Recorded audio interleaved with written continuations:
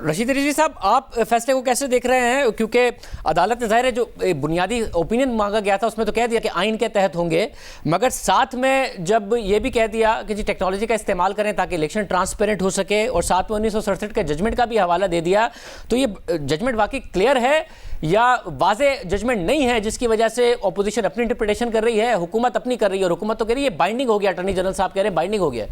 देखें, आर्टिकल 186 का जो रेफरेंस था वो बहुत लिमिटेड था रिगार्डिंग इंटरप्रिटेशन ऑफ आर्टिकल 226 कि क्या सेनेट के इलेक्शन भी 226 के तहत हो सकते हैं अंडर सीक्रेट बैलेटिंग। सवाल ये था और सुप्रीम कोर्ट ने इसका जवाब दे दिया, बहुत सही जवाब दिया कि सेनेट के इलेक्शन भी आर्टिकल 226 के तहत होंगे और सीक्रेट बैलेटिंग के होंगे। कंफ्यूजन वहाँ से शुरू हो रही है, मिस इंटरप्रिटेशन उस वक्त शुरू हो रही है जब उन्होंने 218(3) का और 222 के भी हवाले दे दिए। ये कभी रेफरेंस का पार्ट ही नहीं थे। सुप्रीम कोर्ट को वहीं रुक जाना था, वहीं फुल स्टॉप लगा देना था इस सवाल के जवाब में। ये कहना कि जी आर्टिकल इसके तहत इलेक्शन कमीशन की ये जिम्मेदारियां हैं, इंतज़ामिया की ये जिम्मेदारियां हैं, पार्लियामेंट की ये जिम्मेदारी है, इसको कहने की कोई ज़रूरत ही नहीं थी। आर्टिकल 226 इलेक्शन कमीशन पर बाइंडिंग है और रहेगा। और जैसे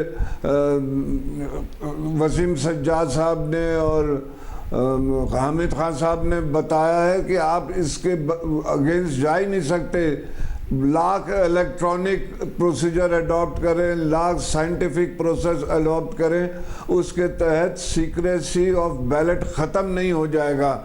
उसको इम्प्रूव करने के लिए, उसको और स्ट्रॉन्ग करने के लिए, उसको इंश्योर करने के लिए तो आप टेक्नोलॉजी की मदद ले सकते हैं, लेकिन उसको एक्सपोज करने की नहीं। दूसरी बात यह है, आपके अटॉर्नी जनरल करप्ट प्रैक्टिसेस की बात कर रहे हैं, ज़रा इनसे ये तो पूछें कि कॉन्स्टिट्यूशन में या इलेक्शन एक्ट 217 में कहीं डिफाइन हुआ करप्ट प्रैक्टिसेस में ये बात कही गई है कि अगर एक सेनेट में एक पार्टी का वोटर अपनी पार्टी को ना दे तो ये करप्ट प्रैक्टिस है?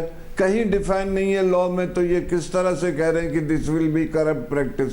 आपको लगता है बाद में चैलेंज हो सकता है? जो इलेक्शन होगा वो हतमी ही होगा, और सीक्रेट का मतलब जो इलेक्शन कमीशन की पहले पोजीशन थी अदालत में, हालांकि अदालत की तरफ से बार बार उनसे पूछा गया, उन्होंने तहरीरी जवाब में भी कहा कि सीक्रेट का मतलब है दायमी तौर पर सीक्रेट, हमेशा के लिए सीक्रेट।